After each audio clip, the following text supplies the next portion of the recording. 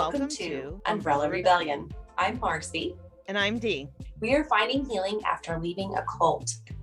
We will be discussing abuse and personal experience with the ATI, IBLP, and fundamental churches. Trigger warning. This podcast may contain descriptions of various forms of abuse. Please take care for your safety and well-being while you are listening. If the content becomes too much for you to handle, please turn this off. We hope to expose harmful teachings that lead to and justify abuse, with the hope that those that are experiencing abuse can find support and escape from it.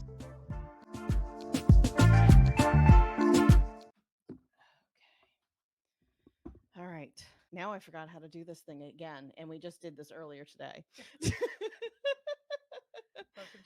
Oh, yeah. Welcome to Umbrella Rebellion. Hey, Marcy. Hi, Dee. Hey, everybody. Today, we are going to be talking about therapy. Season 2 has been all about the different types of abuse so far. We've talked about what to look for, what could be signs of it, but we are not professionals. And so we wanted today to bring a professional on to talk about mental health that can talk about it from a professional standpoint with a lot more knowledge than we do. So we would like to introduce you to the therapist that we have, who is also a podcast host as well. She is part of the dynamic duo from Never Thought I'd Say This with Jodi Sweeten. Please welcome the Celia Behar. Over here and add this, and then, hey, Celia. Hi. I love that I'm getting introduced as the Celia Behar now because of my handle. Like, thank you for that.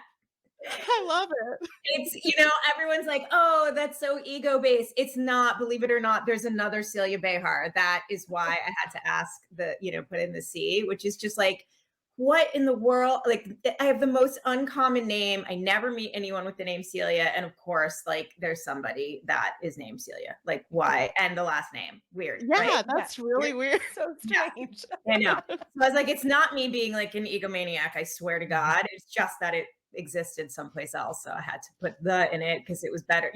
With my personality and my stupid sense of humor, I would have put 69 at the end or something stupid.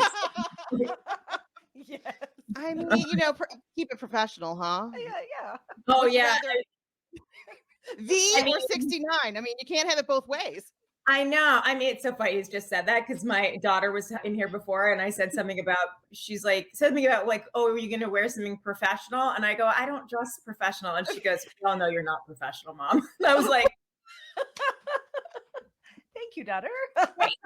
She knows you well. She knows you well.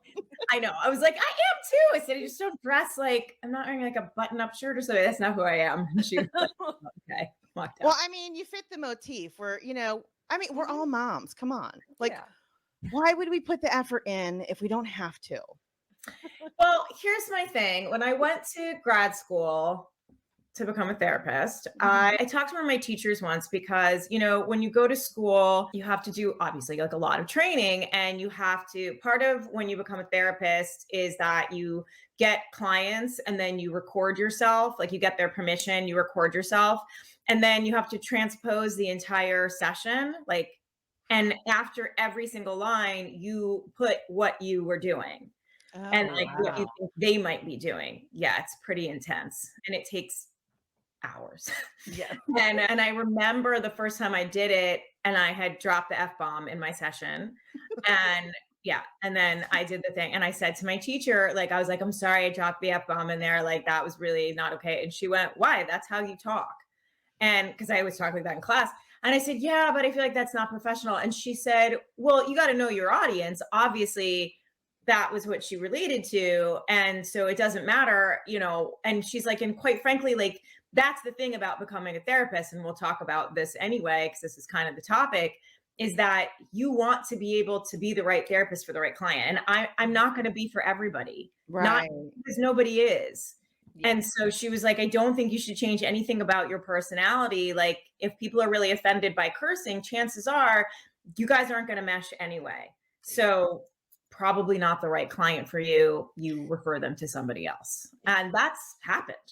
Yeah. Yeah. That's a really good thing. I mean, we're all about being authentic because we spent so many years being forced to be something we're not. And so Like, I was like, she is our kind of people because she answered a random Instagram message. Like, yeah, sure, I'll come on your podcast. Well, why not? I mean, first of all, like I said, the topic is fascinating to me in general as somebody who, has studied that. And I'm always like, I'm the girl that watches all the documentaries about, cults and different things, because I think people think it's so out of the realm of what could happen to them. But quite frankly, you catch anybody at any age or stage of their life, depending on how vulnerable they are.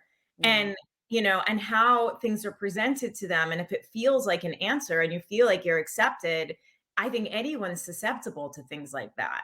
And so it fascinates me, but also it's trauma coming out, and PTSD and trauma-based therapy is something really near and dear to my heart, and something that I've been studying for a long time, and I continue to study. And I've been pretty open about the fact that I've experienced physical trauma and emotional trauma. So I think that's really important. It's part of why I became a therapist. I was an abused child, and I really wanted to understand, what happened to me and be able to help others that were abused. So, and it's abuse. Yeah. So, I mean, it's a lot of the similar things that are our goals here is, number one, exposing the cult for what it is, and that it's not just weak-minded people that can get involved in this. And it could be you on a bad day that gets sucked into something. And then for the survivors of it wasn't because of you that you got sucked into this. A lot of them grew up in it. Yeah. I was an outlier that, as a young adult, joined it. But it's like, you just meet the right person on the right day. And if they're a cult leader, then you're like, you can be, anybody can be susceptible to it. And I think raising awareness for what to look for is so important, because it's like they're coming out of the weeds. I know they've always been there, but with the internet, it's like it's so much easier to pinpoint them now, because people can share their stories like we do online. Well, and I think there's a misconception about what qualifies as a cult, because there isn't really a definition anyway. But I think people think back to like Jamestown and, the Mansons, and that's like the only thing they have to go on. And that's not true. Even like looking back at what happened in Oregon, what was that, the 90s, 80s or 90s with, I forget her name, but, when the food got poisoned, and all that stuff happened in Portland, and I think in Eugene as well, it was presented as more of like a community. People thought they were like in sort of like a commune, and there's yoga and there's a guru, and like, you could see it felt, the way it was presented felt very like Dalai Lama-ish, even though it was not at all. And people feel like they're connecting with a higher power, which is a beautiful thing to have a higher power, but they're actually being taken advantage of and, controlled and manipulated and changed, and they don't know that. Until it's too late most of the time. And then but thankfully a lot of people get out. Yeah, that we talked about that. It's the slow burn, or like the frog in the pot. The temperature gradually rises, and then you're like, oh shit, how did I get here? Yeah. But listen, I think that's not unlike, and I know that a lot of my hair's caught in my earring, of course. I know a lot of the studies that have been done about people who leave cults, they find a lot of similarities, and there haven't been a lot of studies. There should be more, but they have found a lot of similarities between people who've left cults or gotten out of cults and battered partners, battered women and men. And PTSD is a huge thing for anyone who has been able to get out of a cult. And the things that people experience, depression and PTSD and OCD and re-entry into society and learning how to trust again, that is, very, very connected to, or very much the same as being in a domestic abuse situation. And I know that like lots of group therapy that happens when it's geared at people who have gotten out of cults, a lot of times there are people who also are in those group therapies for domestic, who've been, part of a DB situation. I mean, it's almost like you can't have one without the other. Yeah. They go hand in hand. It's so intertwined into the different types of abuse that it's like, if you have one, it's a matter of time before the rest happens. Yeah, most likely. I know there's a pretty big correlation between the two of them. And it's like I said, trauma is trauma. Yeah. And, there's certainly different ways to treat it. And there's different therapists that are trained to do different things. And I know that's what we wanted to talk about. Yeah. So, Yes. So I did have one question for you, because, we had talked about just a minute ago that there really isn't a good definition of a cult. So I wanted to kind of get your opinion, or like what you see as, I guess, a guideline more of what you would consider a cult. Well, I think when you're brought into a situation where it feels like an enclave, situation, you're usually slowly manipulated away out from your friends and your family and isolated and brought into a different, I'm going to use community for lack of a better word. Mm-hmm. And then that manipulation, destroys your outside connections and starts to change who you are. A lot of what I've read about treating people who have gotten out of cults is that usually you have to act like you're treating two people. You're treating the person that they became while they were in the cult and who they were before they got in there. So I would define it personally as any sort of, and again, this is just me personally, any sort of, enclave situation where people are systematically brought into a situation where things are changing about their personalities and they're starting to be isolated. And I know a lot of the time that also means that money is taken from them and other, things are taken from them. And often there's sexual abuse and certainly always emotional abuse, even if they don't realize there's emotional abuse. Right. Well, thank you. I appreciate that, because, sometimes it's really hard to like narrow it down to, like a definition, right? There's so many different types of things that could be considered a cult. But I think that's a very good point, is a lot of it has to do with the isolation and destroying your relationships that you had before you met this community, right? Right. And I know people like to joke, about certain political groups, being cultish. I've certainly made the same joke, but the fact is that's not a cult. Those are decisions, and not that you can't get sucked into that. I would certainly qualify QAnon as a cult. Mm-hmm. Like, oh yeah, definitely. They are isolated, they are, manipulated, and there is money taken and stuff like that. So yeah. I'm sure I'll get hate mail for that if anyone. Bring it on. Honestly, like, what else is new? It's fine. But I think it's a lot. And I think there's been also like more cults that don't qualify. Like, people wouldn't think of them as cults almost because, again, that word is just so broad. But even what's happened to, non-binary, transgender, like, not single out necessarily any one religion, but certain religions pull people who, have different identities, who identify, in a different way than what that religion qualifies them as or classifies them as, and they come and they want to change who they are. They try to manipulate, they take them. And their families usually are like, yes, please take them. I don't think that's any different. They're still trying to isolate you from your family and change who you are and make you into something that, authentically you are not. Yeah. We've talked before about how we felt like we had to find ourselves after we came out of the cult. Like, we literally had to rebuild who we were because we were what they wanted, not who we really were. So that tracks with our experience there. Yeah. I had to fight the whole time I was in it of like what I was before and then what I tried to be. And I'm like, I cannot do this. I cannot be a submissive wife. I'm sorry. It's just not in me. And I even had like an experience of, I grew up in it. So since I was 5, so I didn't know anything different. So I came out of it. I started finding myself, then got myself into an abusive marital relationship, lost myself again, and then had to rebuild again after I came out of that. So I even had 2 parts where I was rebuilding and then lost it and then rebuilt again. So that makes sense. Yeah, that doesn't surprise me. Like, I think, and often that's the case with people who get into DV relationships. They've experienced some sort of abuse before and it feels familiar. It really did. That, you pick the same partner kind of over and over again until you realize that, maybe it's you, so to speak, in the sense that you're seeking out people that feel, and you're like, you think it's this great love connection, but really it's that you're repeating a pattern. You're like, oh, it feels so familiar. They feel like home. And it's like, yes. But what's home like? Right, exactly. Home wasn't necessarily safe or comfortable. Yes. Yeah. It's kind of the problem, and until you recognize that, but you do need a good therapist, I think, to help you get out of that. It's hard. And there's a lot of, I think with domestic violence and with, trauma from leaving cults, like, I think there's a lot of shame and embarrassment that you can't believe you were that person, because you probably looked at those people and been like, how does that happen?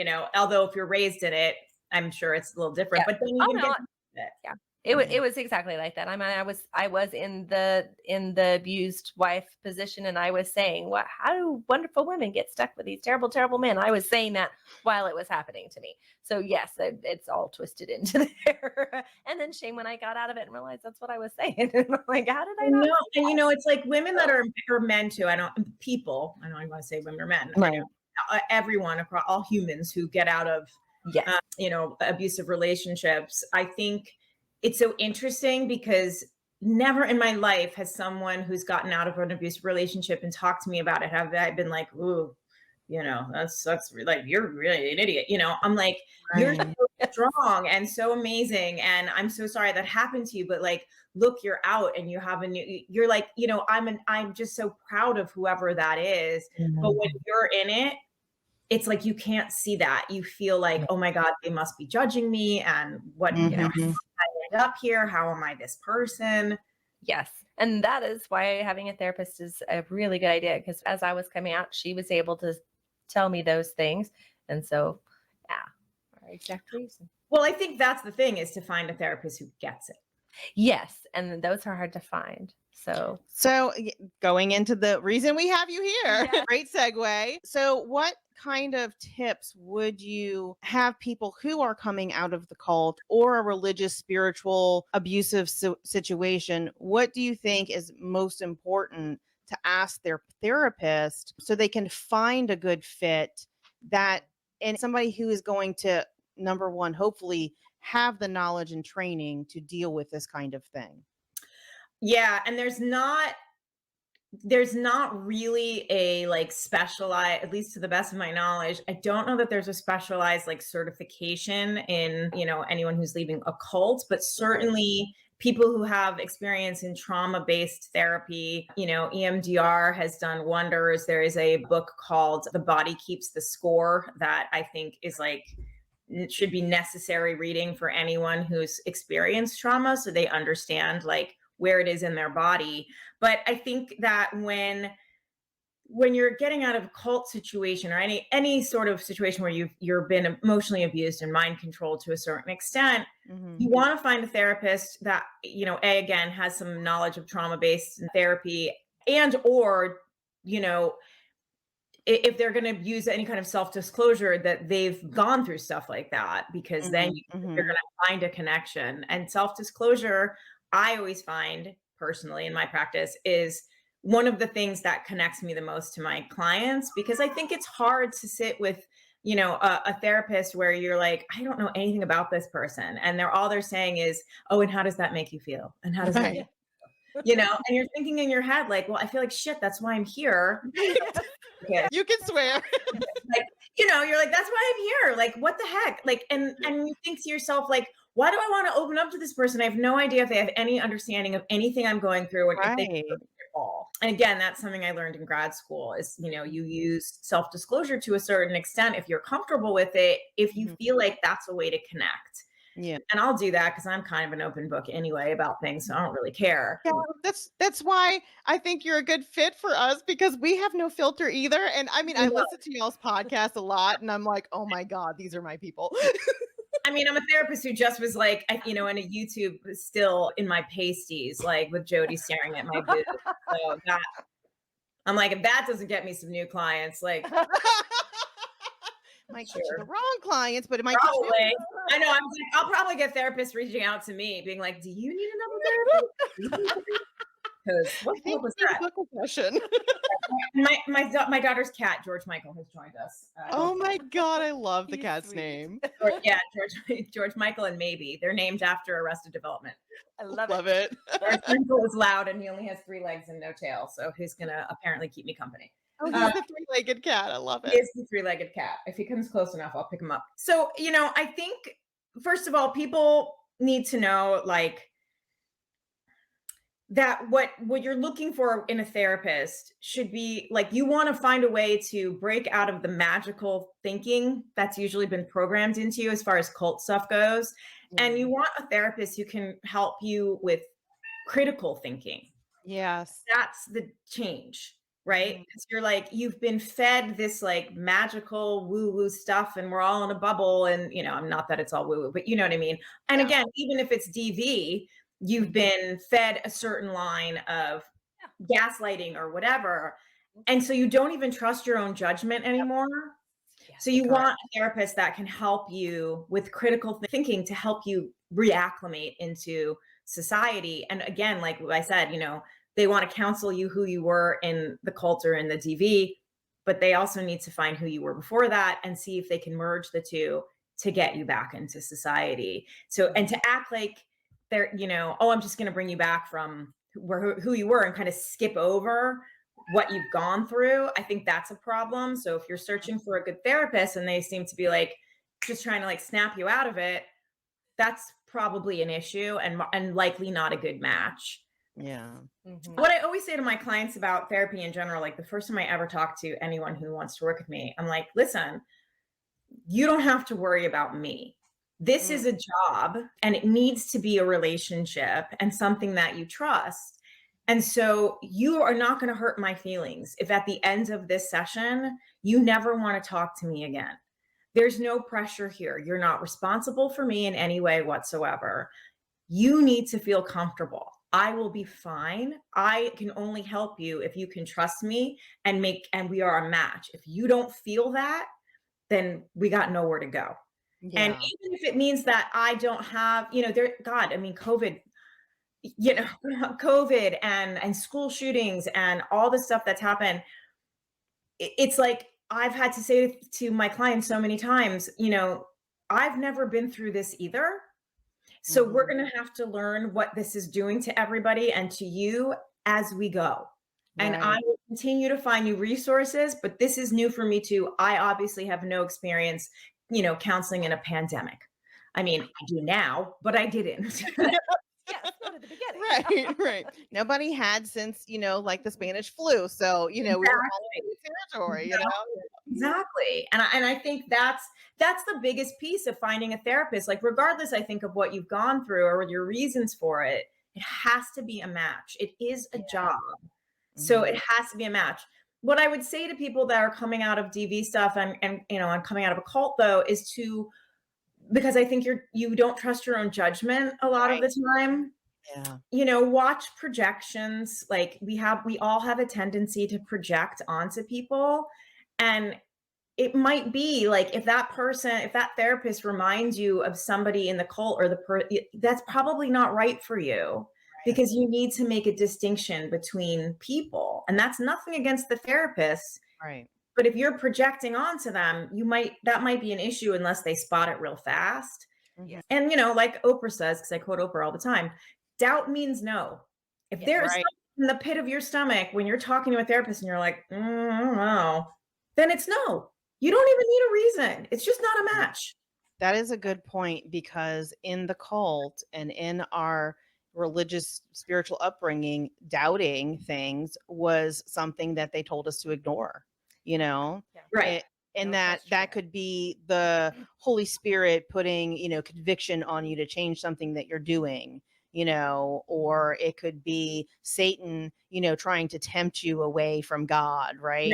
So society getting involved in what they don't understand, or your family members are trying to control you and, they don't understand the higher purpose of your, Right. Exactly. Yeah. So, I mean, we were trained out of critical thinking and trusting our gut, and that is definitely something that I agree. Like, that's important for your therapist to, help you realize. And also you have permission to be like, no, this isn't working if it doesn't feel good. And you need to give yourself permission to be like, this feels too culty. Yeah. And on the first visit, I know I've gone through multiple ones. I had to interview multiple ones before I found the one that I liked and that really helped. But I went to 2 or 3 different times because I thought, oh, it'll get better next time. Oh, it'll get better. You know, this gut stuff will leave.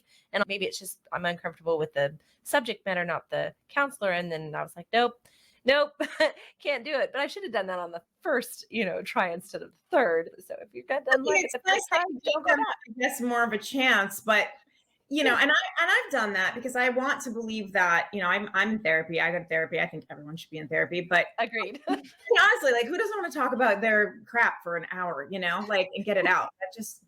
It seems like the best thing to do. But I've had to leave therapists for feeling like they weren't listening to me, noticing that in a session they were like falling asleep. That's happened to me. I had one that I really like the first session. I really liked her. It was when my sister was sick and I knew at that point she was going to die. And then she missed 2 sessions with me after that. And I was like, I mean, that was it. And I never called her back. And then she's like, oh, I'm thinking about you and your sister. Like, call me, let's reschedule. And I was like, no, I'm already experiencing abandonment and loss. I needed this as an anchor. And yeah. So that, that was the end of that. And it happens, I've had, because I do more virtual and a lot of people that I work with are more comfortable being on the phone so that I'm not looking at them when they cry, which I totally understand because I am the same way. And I cry through so many of my therapy sessions and we're on the phone and I'm like, yay, she can't see me. Fantastic. Yes. Like who wants to see me ugly cry with like snot down my face? Not me, and it's like, not even that she can see. It's like, certainly when it's like this too, you're like, oh, no. You see me, but I can see me. So like really no. Right? Yeah, like I know what I look like now when I ugly cry. I don't need that. Yeah, like that's not helping anything. I'll tell you right now. And so, but I've had clients say to me, call me out, which I'm happy they have. And they're like, I didn't feel like you were listening to me. Like we're, like you seemed like you were busy or doing something else. And, and often when that's happened, either that's not true at all and the connection was weird, or I'm like, I'm taking notes. And I forget sometimes to tell people that I'm taking notes. Oh, and yeah. I'm like, I'm so sorry. I was actually taking notes. I'm totally listening to you. But I, especially when someone's sort of on a long thing where they're telling me a bunch of things and I don't want to interrupt them. Right. But I want to like write down real quick, like points so I can track back. But I'm like, wow, like, thank God that, those clients will say that to me and they feel comfortable because if they didn't, how would I know? And I don't want them to feel like that. Right. Yeah. Right. Yep. Open So, communication.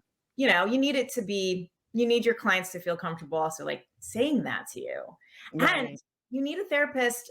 And I think that people go back and forth. I mean, sometimes we need therapists that are the opposite sex to work out stuff, in that way. And sometimes you need the same sex. And often we need someone that, I think most importantly, you mesh with and that you feel is completely non-judgmental. Yes. And that you can say anything to, and they're not going to judge you or they won't seem shocked or, anything like that. My kids are always like, make comments about how I can be so monotone. And I'm like, well, it's kind of my job.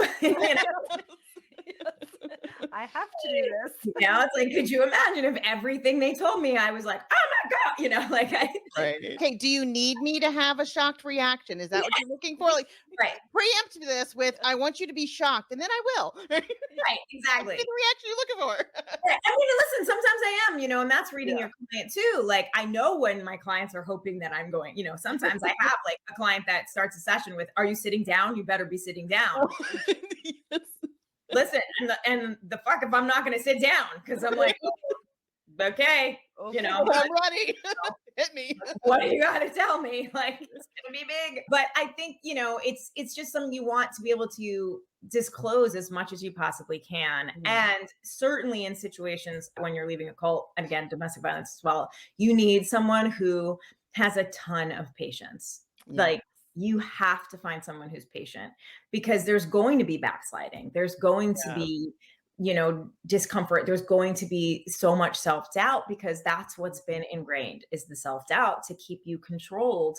And I think a lot of the time that does get projected onto a counselor, and you need a counselor that's prepared for that and understands that they have to be patient and be steady and calm and walk side by side and reassure, and help you realize that the doubting is counterproductive to healing, and it's like, you've got to help you trust yourself, learn to trust yourself. And I feel like, in my experience, a good counselor is going to help you learn how to trust those gut feelings. Absolutely. And I think, it's part of it. Like, you can't walk around it. The only way to get through it is to walk actually through it. You cannot walk around it.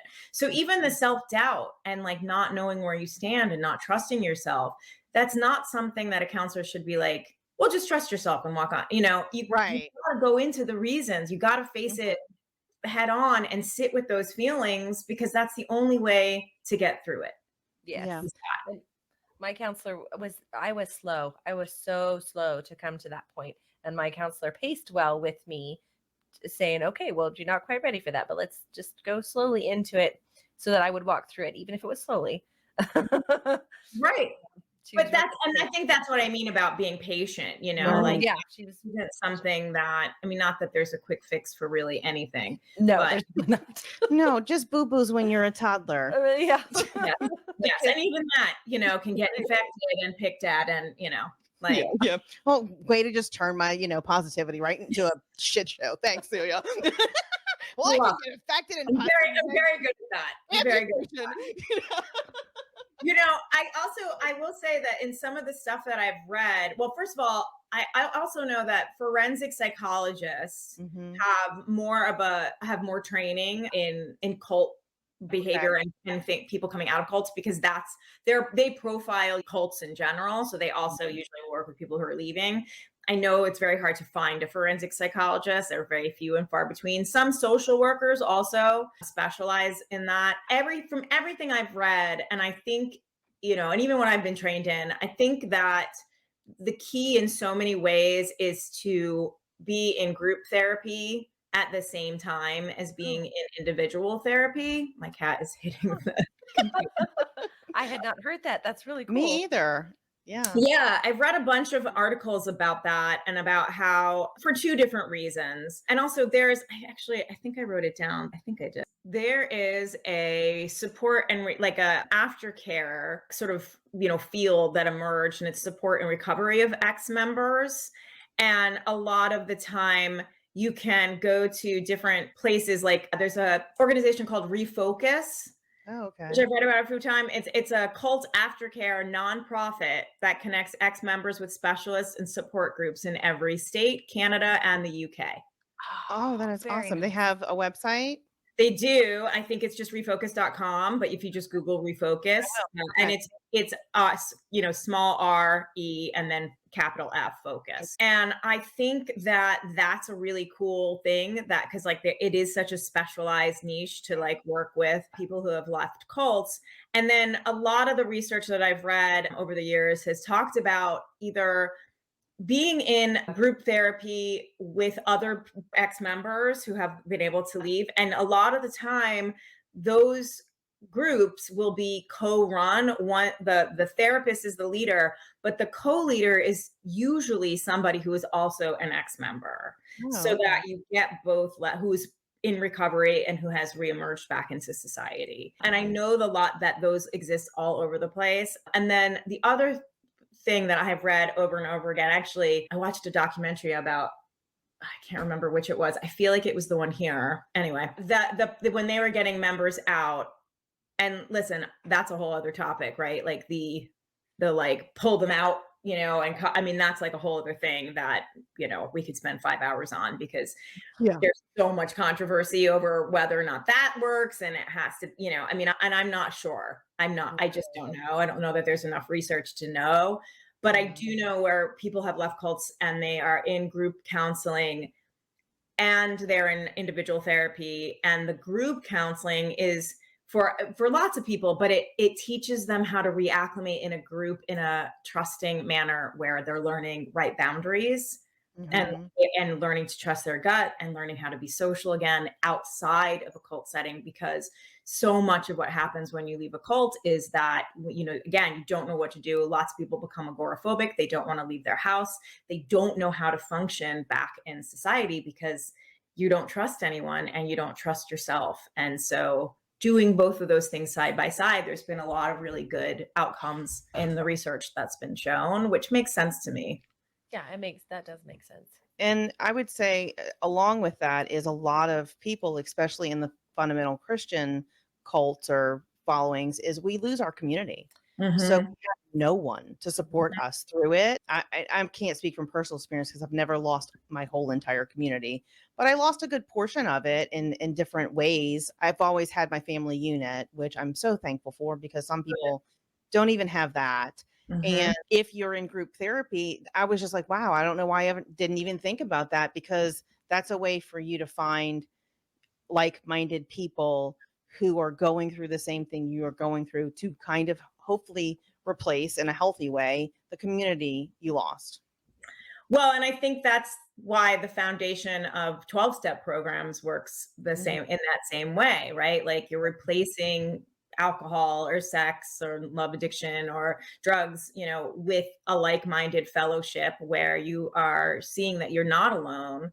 And that's why, and you have outreach and, you know, you've got sponsorship and the same sort of stuff so that you are also reacclimating into society and leaving that old self behind. And I know a lot of the times, you know, 12-step gets a bad rap of like, you know, oh, it's really culty, which listen, before I knew a lot about 12-step, before I went into, you know, and learned about rehab counseling, I certainly felt the same way.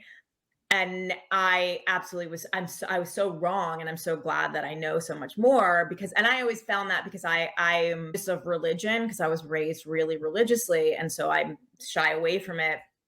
But, you know, one of the steps is you surrender your will to God as you define God. Yeah. And it's that line, you know, that people I think don't always hear. You know, it's about, again, it's like finding your own higher power. Nothing wrong with that. That is how people get sucked in a lot of the time to things. If you can replace, you know, that with a healthy thing, like, you know, group therapy, exactly, like you get a fellowship and you get a community back. Yeah, I spent a lot of time in Al-Anon through my first marriage, and it saved me. It really did, because I literally thought I was going insane, you know, because of the gaslighting. And I really believe my ex was living an alternate reality. And I was like, this doesn't seem like real life. And I call my sister and I'm like, is this right? Is this weird? Because I feel like this is weird. And she's like, yes, that's weird. And I'm like, okay, my gut was right. You know? I used family that way too. Siblings, specifically sisters. They kept me because I couldn't get out enough to be able to get to a group. They were the ones that did that for me until I was able to get out and get to more. But I didn't ever go to a group thing. I think that sounds really neat. What a good idea. I mean, I think you could go now. You know, I would say go, like do one now, especially if you've never done group therapy, by the way. Group therapy is fantastic. I mean, we had to that's when you're in school to be, I mean, depending on your program, but when you're in school to become a therapist, you know, you have to be in therapy. And you know, you get trained in group therapy, but the way that they train you is that your class becomes the group therapy. Yeah, that's awesome. Yes. It's pretty intense and amazing. And like, you know, it was probably one of my favorite experiences in grad school. And I know what you said is like so dead on when you're like, is this normal? Is this right? I don't even know anymore. Yes. Yes. Talk yourself out of it. You're like, no, because this person would never, you know, do this. And it is, and, you know, and I agree with you. Like I say to people all the time, your siblings are your best historians. Because only they know what you went through, because they were there, assuming they were there. I will say this because it's a revelation I had when I was in therapy. And I find that people coming out so I will also tell you, I've never worked with anyone that's come out of a cult. My mainstay though, with my clients are people coming out of domestic violence situation. That is more my clientele than anything. And usually I am their therapist as they're leaving, and then stay with them after. More than anyone, I mean, I have a lot of specialty with working with teens because I work with at-risk kids for a very long time. And then my other mainstay is that. And I'm not totally sure how it happened, other than I think because I've been so open about being an abused child and I left an abusive marriage, that people have come to me. So I know exactly the stages that they're going to go through. I also know that it takes, anywhere between 7 to 10 times to get someone out of a situation like that. I have someone going through it right now, a friend of mine, not a client. And, my ex-boyfriend used to get so frustrated with her and be like, I just don't understand why she can't leave, and get mad. And I would look at him and say, like, I didn't, she's not do it on her own. Right. Mm-hmm. Yeah. And I think that's the same with, with cults, and everything I've read has said the same thing where, and that's why that whole like removing somebody against their will, it rarely works. Yeah. And if it does, there's still a lot of other trauma to process. It has to, you have to want it. Yeah. You have to be ready to walk away. Yeah, absolutely. It's just like people who deal with addiction. If they're not ready to be healthy, then it's not going to work to remove the crutch. And, and you have to be able to see it for what it is. And if you can't see it for what it is, you don't think there's anything unsafe about where you are. So you're just going to go right back to it when you can. This has been another thing I've talked to family members, because when people hear about my DV experience and kind of what I went through and stuff, it's usually families, friends, somebody that's trying to help somebody else get out. Like they see what's happening. They want them to get out, but they're not ready yet. And they'll come to me and say, how can I help them?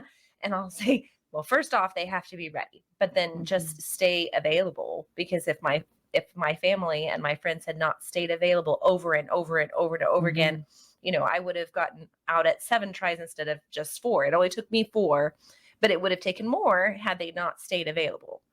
So I think you're looking for that in a therapist, by the way, as well. You want to find a therapist who's going to stay available, that even if you're slipping back or, you're hitting bottom lines, and we all have bottom lines, we all have top line behaviors. And when you leave a DV relationship, when you leave a cult, there are going to be behaviors that you slip back into all the time, because that's what it feels familiar, it feels comforting, even though it's actually harming you. And you said something earlier that, now I can't remember which one of you said it, but saying the word abuse is it's so hard to say. And I remember it with my therapist before I became one. I said to him, I used to say it all the time, I'm like, well, I was somewhat abused as a kid. And he, at one time, and I have clients say that to me all the time now. And so I'm always like, hold on. So he finally said to me one day, you keep saying somewhat, can you give me an example? Like what you think was abuse? Because I wasn't sure, with my mom, I was like, but she was my mom and it was discipline. And this is, the thing. And I told him one of the things that she would do. And he just said, okay, so that's not somewhat abused. That's abuse. Yes. Yes. And once he said it, I was like, oh, whoa. But it's still, in my marriage, it still took, I have to lower my voice because my kids, not that they don't know, but my marriage, it took until our couples counselor said to me in front of him, I need you to have an emergency plan. I need you to pack a to-go bag. In front of him? Wow. She told you in front of him? Yep. She said to him, and she's like, this is where we're at. And if you do touch her one, and he never hit me, which is another thing I think people mistake. They're like, did he hit you? If he didn't hit you, it's not abuse. It's like, exactly. Yeah. That's what I got a lot. Yeah. And there wasn't a mark on me until the very last one. So it didn't count as abuse. Right. Well, and mental abuse. And I've listened to your show about it. I mean, it's, please, everyone needs to get on board. This is, that gaslighting is abuse and mental abuse. And that, again, that comes back to being in a cult as well. Like that's what's being done to you. And I hear a lot of people when we talk about cults, they're like, well, they weren't sexually abused, so they could have like, it wasn't, it's like, no, that's not how. Yes, that's not how that works. That's not how that works. But she said it, she said to him that, and she, to me, and she said, anything else happens, and I will hotline the kids. And I left that day, and I just remember I drove home separately. I remember sitting in my car as I was driving, going, like, thinking to myself, how in the hell did I get here? Who am I that I am a therapist? And the Right. therapist just said to me, you need to have an emergency plan. I need to see it, and you need a to-go bag. And I did it all. And then she called me a couple hours later behind his back, which you are absolutely not supposed to do as a couples counselor, and said, I am worried for your safety. This is not going to get any better. I'm telling you right now, you need to get out of this marriage. And I was like, whoa. And that was my rock bottom, I think. Yeah. And by the way, it still took me another month. Yeah. I mean, plans don't come by easy when you have to take children out of a home and move. Yeah, it's hard. Well, I think it's also, and again, all the articles and research I've read about cults and just interviews. I mean, because I read a lot of survivor stories and ex-member stories, because I think that's how, as a therapist, I can learn more, because I would love to be able to work with that population. Because I think anybody can be brought into a situation like that. And what I see like more and more is that, they just, it's the re-entry and the admitting things that have happened and getting out of that gaslighting and just hearing people's personal stories, because it's so easy, I think, as people to be like, that could never happen to me. Right. Then you hear the story and you're like, oh, this man had a traumatic childhood and then was in an abusive relationship, and then the lady left him, and oh, this guru is like, oh, come into I have a group that will help you, and we're all like-minded, and you're that vulnerable. And a lot of people are suicidal, and they walk into it. It's like, it literally could happen to anyone. And but I think leaving it is it's like, everyone's like, it's easier said than done. I mean, you don't know any different. Yeah. And then, a lot, and for us being the submissive wife in our culture, it's, you can't do it on your own without a man. And so stepping out as a single parent and being, okay, I'm going to provide for these kids. And I've been out of the workforce. I had been out of the workforce for like 10, 15 years at the time.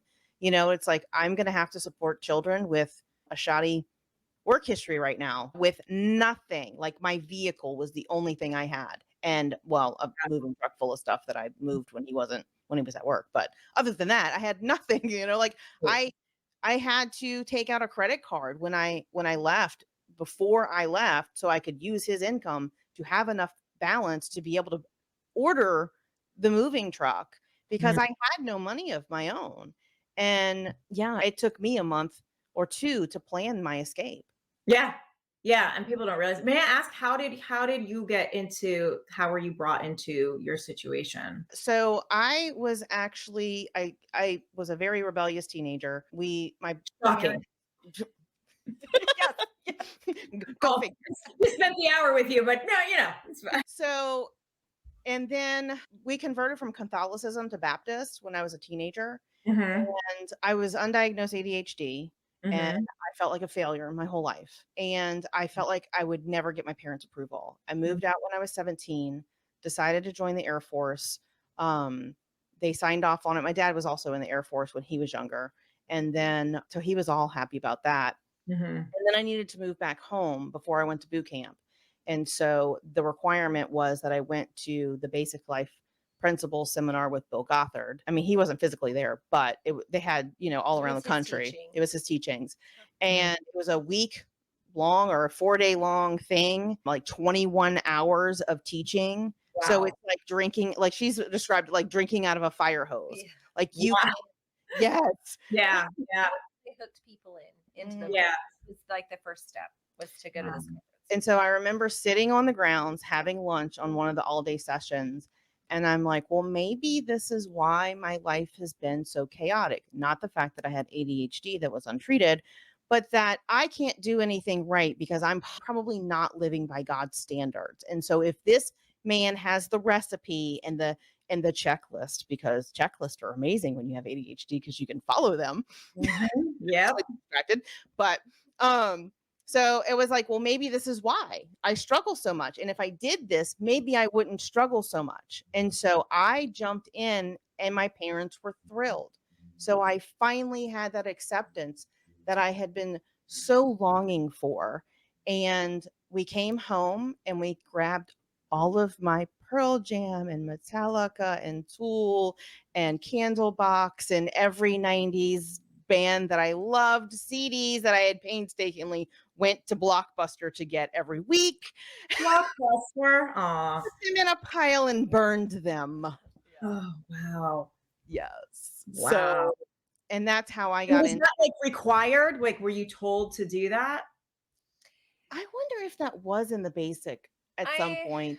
I But don't remember if it was in the basic. it was rock music was evil. So Okay. I think it was, and it was strongly encouraged to burn or get rid of that. They did teach that if you had anything like that in your home, that you could bring evil spirits into the home and be attacked. And so you were encouraged to burn it because that would like cleanse the spirit from your home. So that's probably where she got that. But I mean, not like it couldn't go into the smoke and like seep into the, the Well, wall. but the reasoning behind it obviously is to get rid of who you are. Like, Yeah. your individuality, and that's part of it is A cleansing, it was supposed to be a cleansing or whatever, and getting rid of the old break stuff. all ties with the world is kind of right. Well, but if you feel the world has betrayed you and someone's telling you this is how you break all ties and cleanse yourself and come forward, and you're in a state where you feel like you've never been accepted, and you're, and again, like you're fighting any kind of mental health thing. And then all of a sudden you're being embraced into a situation and they're like, and all you have to do is give up, these outside things. It's worth it. Yeah, it's worth it. And it probably even doesn't feel like a lot, I mean, again, I can only relate to, DV stuff, but it's like, so much of who I am, I had like given up. And I just remembered at some point being like, I just want to be who I was when I was 16. Yes. Like, that's all I want. I want to be me. Yeah. I'm like, where did that person go? I'm not doing any of the things I thought I was going to do, all because, he's comes first. And this is what, I have to do what he says. And without ever realizing that was like even really happening to me, and I remember a girlfriend once saying to me, like, this isn't who I thought you would be. This isn't where I thought you would be in life. Like, and she'd known me since I was 15. And she was like, isn't what I thought. And it resonated so hard because I just remember thinking, me either. So in the Jewish religion, I'm guessing that it's very patriarchal as well. Do you think that is why you fell into that role? I don't know, because me and my younger sister really bucked the, Judaism. I rarely have dated anyone that's Jewish. And I went to a Jewish camp and my grandmother was vice president of Hadassah. And, I have a friend who calls our camp Jewish Zionist Socialist Sex Camp. I remember you saying that on one of the episodes. Yeah, when I like offended the crap out of Jodi, which is hard to do. I was like, oh, I can't believe I offended her. Like, she was like mortified. It was really fun. It was like probably the first time I've ever done that. And I still think it's funny, but yeah, because they like wanted us obviously to like procreate, and I didn't fall into that. I think that I think he reminded me of my parents, both my, my mom and my dad, but probably more my mom. And it was, it's that, and again, it's that like, oh, I know you, like we're meant to be because I know you. It's like, no, it's like, it wasn't a good no. Like it just felt familiar. And I was also really young. I was in college when I met him. I got married when I was 27, which I look back now and I'm like, God, like that's really young. And my mom got married when she was 17. So like, Yeah, I was 23 when I got married. I had spent 3 months in headquarters up at in Hinsdale, Oak Brook, Illinois, outside of Chicago. That's where we met. And I came home.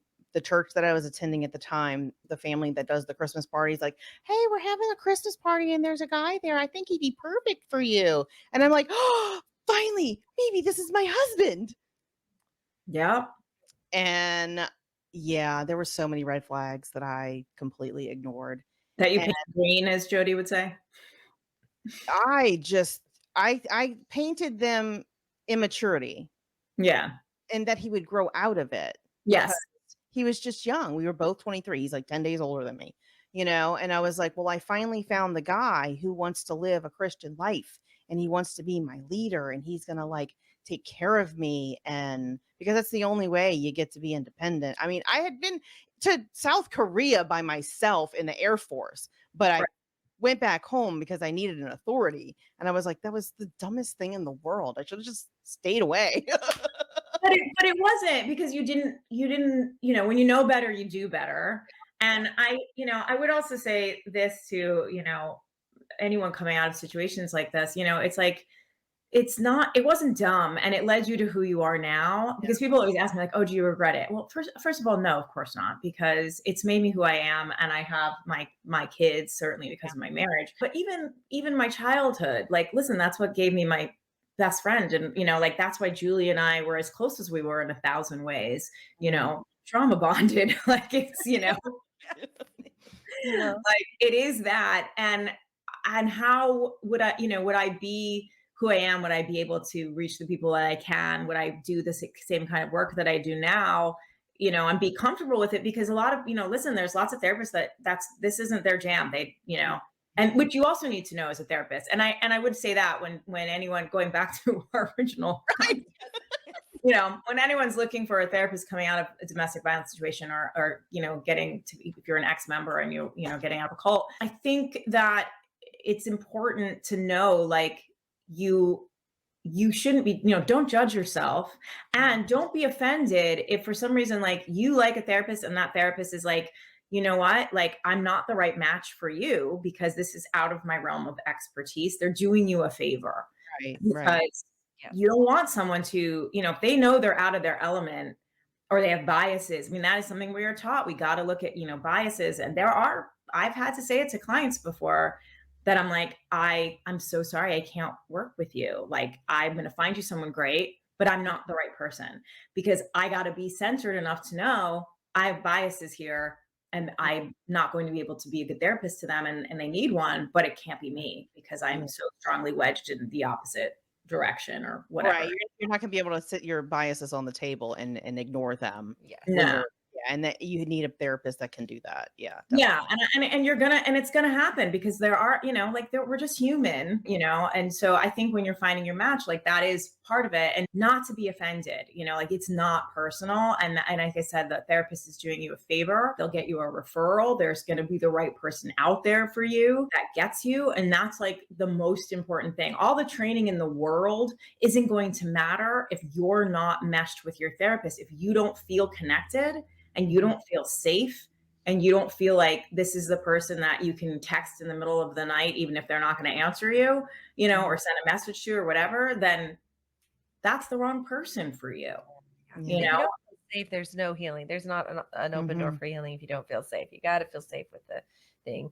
And we've said over and over again, I think that if you have to go through 15 interviews with a counselor, do it. I mean, it's hard work. It's hard to put yourself out there. It was really hard for me to get to those appointments because of small children, or just because of trauma, or because I was depressed or whatever, but keep working at it. Keep working at it. And also, look, therapy's changed so much because of the pandemic. Like, it really, so much of it is virtual now. Exactly. Where like BetterHelp comes in, and there's another one I can't remember, that connects you with virtual therapists. You can ask, you can say like, hey, listen, I can't get away right now. Even before the pandemic, you could do it. Just people didn't think to it. I have a really crazy schedule, and I don't know if this is gonna work. I can't meet you yet. Would it be possible for us to have a phone conversation before I even come to see you? Most therapists will give you 10 minutes. If it's like you don't want a full session, they'll give you 10 minutes on the phone just so they can hear your story. You can see if you jive with them at all. And then if you want to book a session, you book a session. Yeah. And ask them the important questions of, are you trauma informed? Yes. What is your, do you have any experience with people leaving a cult, or do you feel like you can help me in my situation? I mean, that's really a lot of the good questions, I think, for me as a survivor to ask is, number one, are you trauma informed? Have you had training? But then I wanted to ask you also, like, just because a therapist says they have the trauma training, that doesn't necessarily mean that does it mean like if they say I'm trauma informed or I have the training, are they all the same, or is there like different levels? There's different levels. There's different certifications. Like I said, I've read so much about EMDR in the past 4 years. And because I will disclose anything, I'm actually going to start EMDR next week because I'm really curious about it, because I have PTSD anyway. And I feel like That's something I think I want to get certified in, but I don't want to get certified in anything that I haven't experienced. So, because I know that's going to be part of the certification anyway. It's like, we're going to have to do it. I'm like, sweet, I'll just do it. I'm really curious about it. And there's different kinds of trauma therapy that people are trained in. There's things with electrodes, like there's all kinds of different things, and a lot of people use DBT, CBT, cognitive behavioral therapy, and everyone's different, and that's the thing. It's like some people are going to respond to cognitive behavioral therapy. They want homework, they want a list, they want things to follow. Right. Some people don't, like, they don't want that at all. They want more of a Rogerian technique, which is just, one-on-one chatting and venting out and then finding patterns and taking them apart. And it really, it depends. I would say that, again, this is a job interview. You're actually interviewing your therapist to give them a job. So ask the questions. Yeah. Like, do you have experience working with people that have gone through trauma? Can you tell me what kind of experience you've had? Do you know anything about cults and ex-members? And what do you know about group therapy? Do you have resources that you'll be able to connect me to? Or if not, is that something that, you're able to help me find? Because I'm curious about that. Do you do EMDR? Do you know someone who does? Is there reading that you think I could do? Do you watch documentaries on cults? Do you know things that people have been through, even if you've never worked with somebody? I think, that you just ask as many questions. You're not going to offend therapists. And by the way, if you do, definitely the wrong therapist. Run. If you do, run. Run, right. Then they are not the right therapist for you. That's good information, and look at it like a fact-finding mission, It's good. That's the way that you learn to trust yourself, is to ask questions. And I think it's actually also really good practice in a safe way to learn to trust yourself. Yeah. Because you're not at a grocery store. No one's going to yell at you. And again, if a therapist yells at you and they're like, that's, how dare you, then hang up. Like, not safe. Not safe, So I have another question for you. So when I first started in therapy, I was so freshly out of the DV, and I was so vulnerable and so broken that she didn't think that I was ready to go into any of some of those therapies. It was too much. She said, you still need to get safe. You still need to be very basic in your counseling, but we got to get you safe and feeling safe before we can move on to, like, what is it? The EDMR, whatever, things. So what would you say to that? Like, should our listeners and people that are watching be aware that maybe they can't do some of that stuff right away, or they may be told to start slow and then go on to other things? I think that building up a therapeutic relationship with someone to start is always cannot hurt. And she was probably right, by the way, to do that, like to go slow, because then you had a basis with her. So then when she referred you, it wasn't like you're going to have 500 practitioners, but you know what I mean? Like you just needed to have a relationship with her. And I'm sure she did that. And I would have said the same thing, by the way, so that when you were ready, if she wants to refer you to do another kind of therapy, if you don't feel safe with that therapist, you can go and talk to her about it. And then she can find you a different referral. Okay. Often, they'll work in tandem where you'll sign releases so that, like, which I will do with my person who I'm going to try with EMDR. I'm full on signing a release that she can talk to my therapist. Yes. And vice versa, because that's the best way to care. And so I think that's great. But, like, listen, if you're someone who, feels like, but I just want to get it. I want to rip the Band-Aid off. Like, I want to try it right away. Then that's something to take up with your therapist and say, no, I've read a lot about EMDR. I feel like that's the thing for me. Like, I want to do it in tandem no matter what. Is there a way?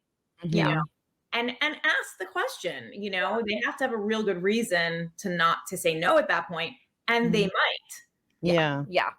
Like, so listen, you would want to know that, right? Before you just go off and do it by yourself, right? Yes, exactly. Like, if there was a good reason for me not to do it, I want my therapist to say, listen, I want you to do another 2 months with me. And here's why. These are the things I'm seeing.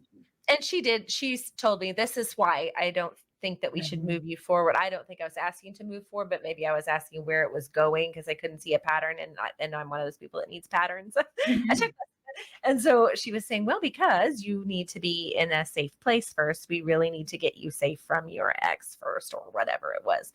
And so she explained it to me and did it very well. But so, yeah. So, and I would say with that, a lot of people who are leaving the cult, we're helping a young lady right now who I think she was married really young, got divorced, and she felt so unsafe that she just left and moved states. And then she was in survival mode because she couldn't find a place to live. She was having so many triggers and she was just struggling so hard that she wound up in the mental hospital a couple of times. And it seems like the last time she was in long enough to get a really good handle on her medication. She's back home. We talked to her today. She sounds so much better. And it's because even though she's not with safest people, which is her parents, which caused all the trauma, she has a place to land and she knows she's going to be able to be safe and secure in housing. And I think that a lot of cult members could find themselves in a situation where they are only in survival mode. Yes. And it may not be the right time for you to take on therapy if you are in survival mode. I don't know anybody who could work through trying to survive and make sure you have a meal and a bed and also work on your trauma. Like, that's just too much. It's certainly a lot. I mean, that's, again, I'd say that's where support groups probably are better. You know, at least to start, but because yes, absolutely. And so, resilience is something that kicks in and what you can handle and what you can't. And when you're like just trying to feed your family and get a roof over your head, finding a therapist is not going to be something that is probably like top on the list. And that's fair, and there's so many different shelters and support groups within, shelters that help people with DV, that help, cult members. And I think ex-members, I think they're not utilized as much. And I think people, again, I think it's partly because that you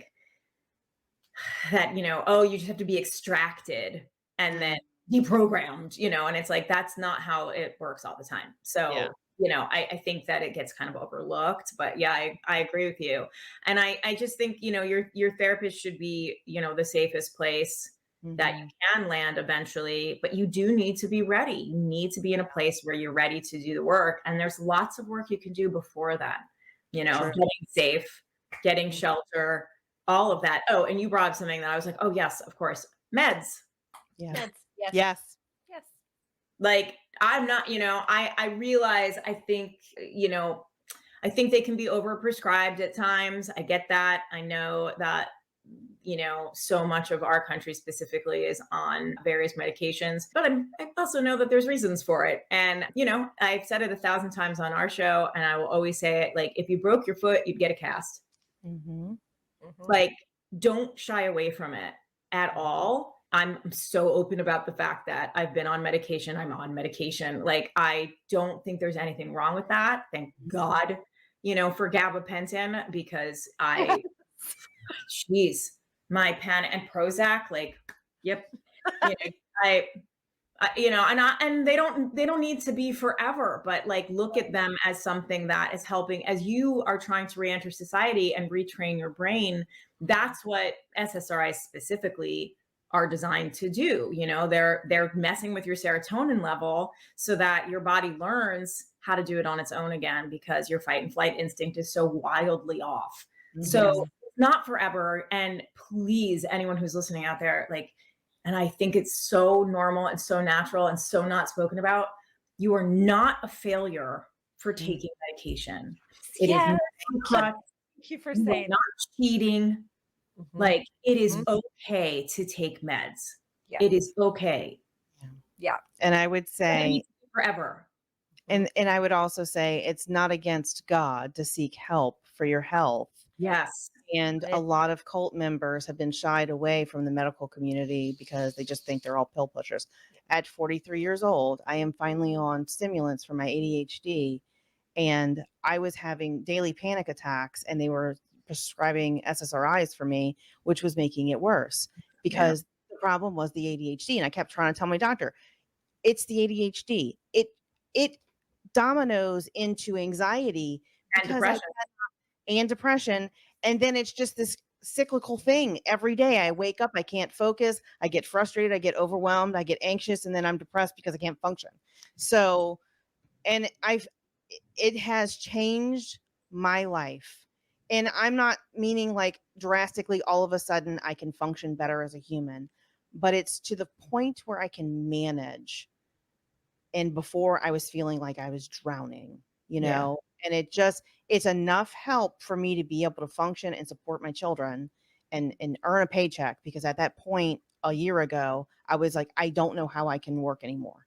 Like, this is not working. Like, I need help. I think ADHD is like it's so under spoken about, I guess, like, for lack of a better word.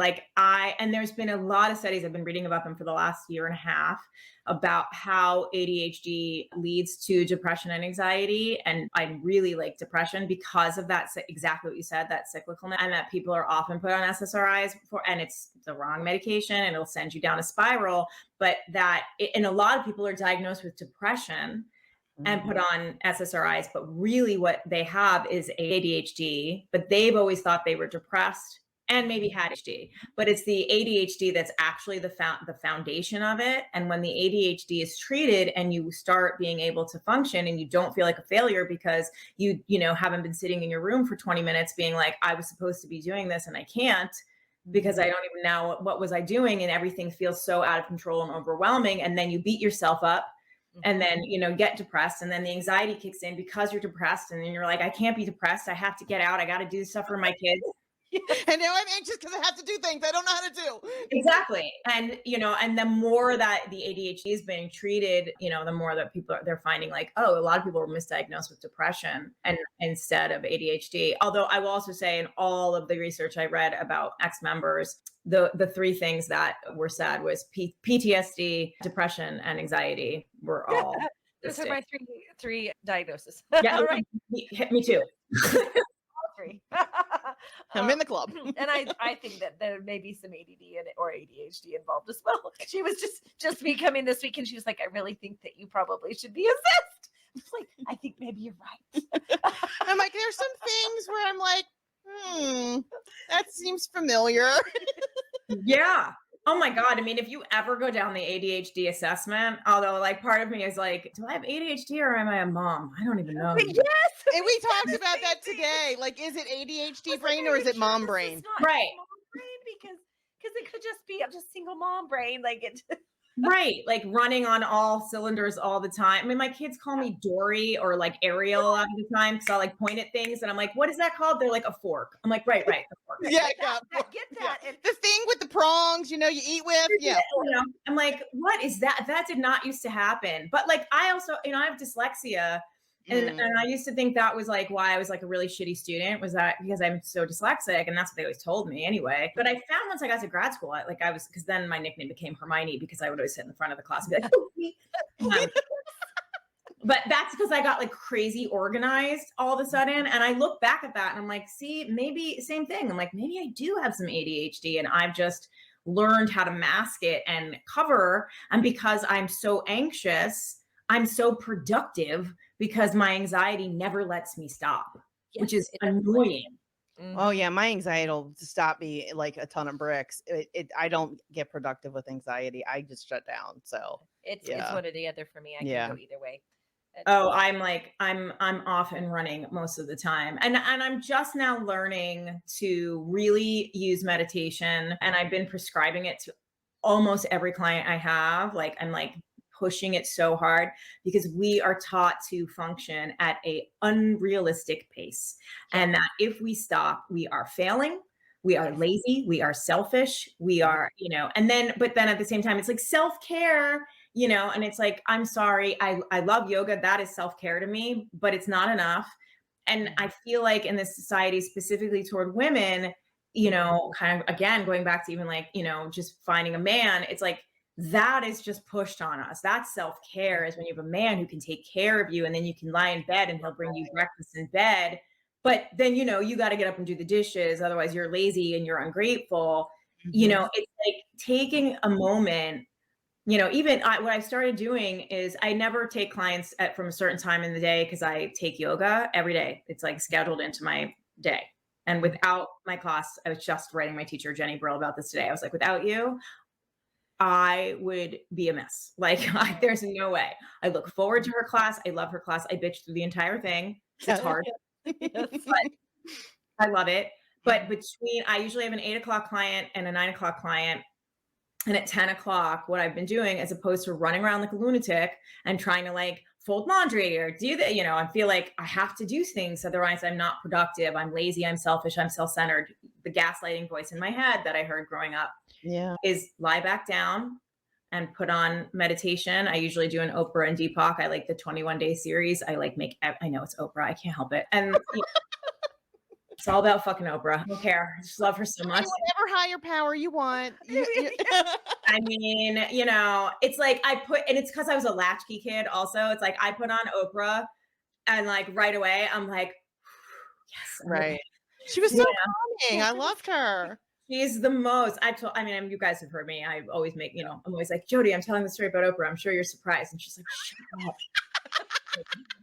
Every time. That you told the Oprah story again.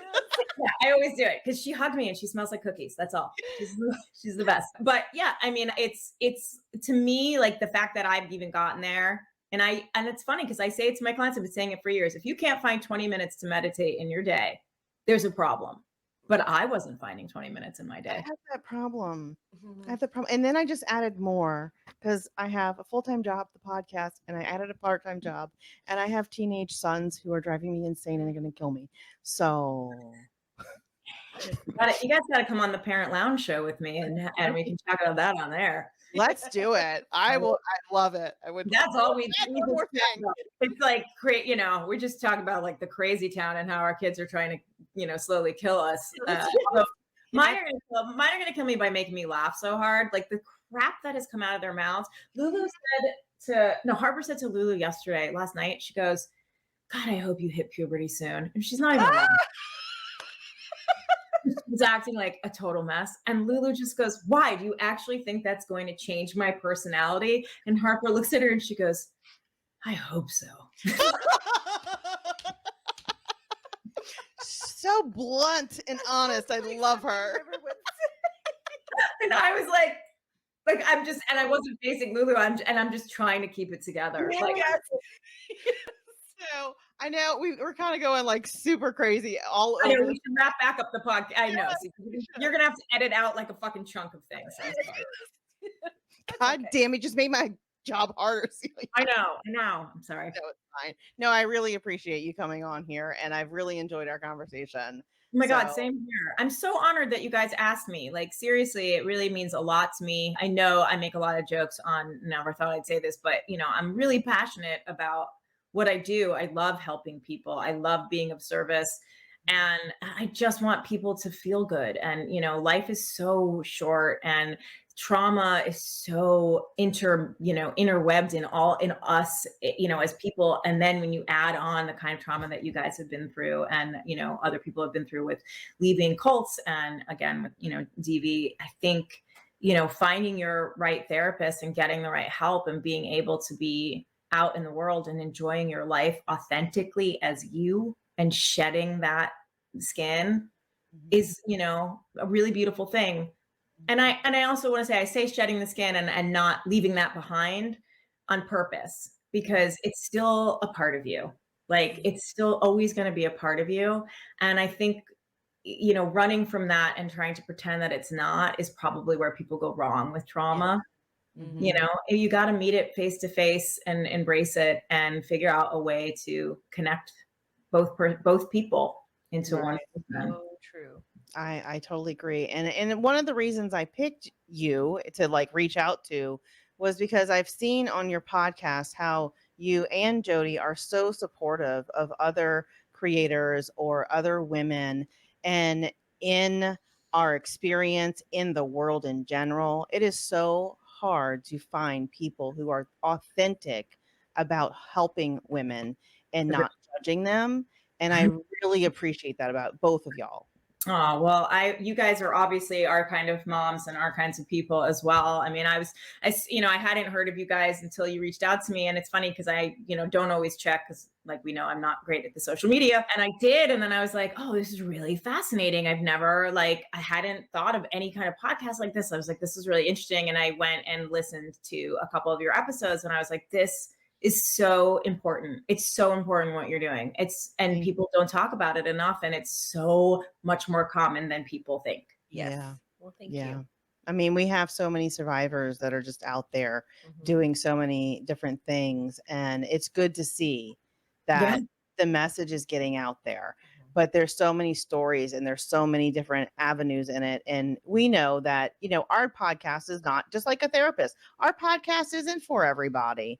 You know, and if you can tolerate us, then, stick around. If you can't, find somebody that you can relate to, because they're just like so many religions, people come out of this with so many different beliefs and they've held on to some and some people have just shed it all and they don't do any of it anymore. And you are somewhere on somebody's spectrum and you can relate to somebody's story. And if you don't relate to ours, we understand, and no hard feelings. And I know that you're touching people and that they feel less alone when they hear you. And that is so important. I mean, that's to me, that's the biggest gift you can give, is people feel seen and feel heard in a place where they hadn't ever felt that way before. And that's the work, right? Yeah. That is the work. Yeah. Thank you. I'm glad you said that, because that makes me feel like all of the hard work is for a reason. And, it's our passion to reach people who are struggling and suffering so they don't have to do it alone. Well, I'm sure that you are. And I'm looking forward to being able to recommend your show to, many people I know, and certainly to other therapists as well, so that they know that you guys are out there, because we're always looking for resources to help any, clients that we have with trauma. But I think even, women in general, like so much of it is our patriarchal society and things that are ingrained in our head. It's nice to hear strong women and single moms, specifically talking about real things that they're dealing with. And, in this paint everything perfect and put the highlight reel of everything on your social media, I think that's really hard to find now. Yeah. Yeah, it is. We're real people with real problems, and we're not afraid to talk about them. Yeah. Well, me fucking either. I've noticed. We're with you. It's how do you get better if you don't talk about it? Exactly. So we just want to thank you so much again, Celia. And please tell everybody how they can find you and your podcast. Oh, thank you. Oh, first of all, thank you guys. Seriously, it's been such an honor and I've enjoyed it. We've spent so long talking and I could do it for like another 2 hours, but my butt's going to fall asleep. And your sister's probably going to fall asleep. So there's that. You can find me at, like we said, the Celia Behar, not because I have a big ego, but because there is another Celia Behar out there, but she's not the Celia Behar. Right. And you can find the podcast at Never Thought I'd Say This on Instagram and Facebook, and I think it's Never Thought I'd on Twitter, but we don't know how to use that, so I don't know what's on there. Never Thought I'd Say This is on TikTok. See, we don't know how to use it either. I don't even know what goes up on there, but I know things do. Where else? Oh, and I've joined the Parent Lounge show. Okay. So please come and watch the Parent Lounge show. We are live at 7:00 Pacific time on Tuesdays, and it's rotating people, and it's hilarious. It's led by Jason Cohen and Jamie Keller, and they are so funny. And then I'm on sometimes. Kate's on. We have a really good time. They have really good guests on, and we just tell ridiculous parenting stories and talk about this wild ride of crazy that we're all on. Yes. Exactly. Sounds amazing. Exactly. Pretty fun. Yeah. I mean, if you can't have fun on the wild ride of life, then what's the point, right? Yeah. I mean, then there is no point. So I hope everyone will come and join that as well, because I think we said it this past. Yeah, we're on a 6-month hiatus. Oh, okay. To do some rebranding and figure out what we want to do next, because we're also both just really busy. Sounds like insanely busy. Yes. Okay. Yeah, I haven't caught up on it, so I'm looking forward to listening to the latest episode whenever I find time to do it. Oh, great. Well, that's the one I spoiler alert, I'm in Pacey's. I did see that picture. I just haven't listened yet. Yep, I did it. I do these things and then my kids later are like, Mom, and I'm like, oh, right. Whoops, I just embarrassed my children and scarred them for life. Sorry. Yep. Let's Yes. call your therapist. We have, people have swear jars in their house. Mine's just, the future therapy jar. I will invest in your mental health, and that's what you get. I am full on. I tell them all the time. I'm like, when you want to go, you go. And you want me to come in because you need to tell me all the things I did wrong, I'm there. Yeah. I'll be in the door first and being like, that is true. Yes, I did. Yes, I'm sorry. I did it. I did. Yeah. No problem. Own mistakes. That's one, that we can definitely use some learning on, is owning your mistakes and not excusing them. Yep, absolutely. And, again, it's like all of that, talking about it makes it better. Yeah, it does. Well, thank you so much for joining us. And thank you, everybody, for watching this episode. We hope that you will join us on our next episode. And don't forget to come Join the rebellion. All right. Bye, everybody.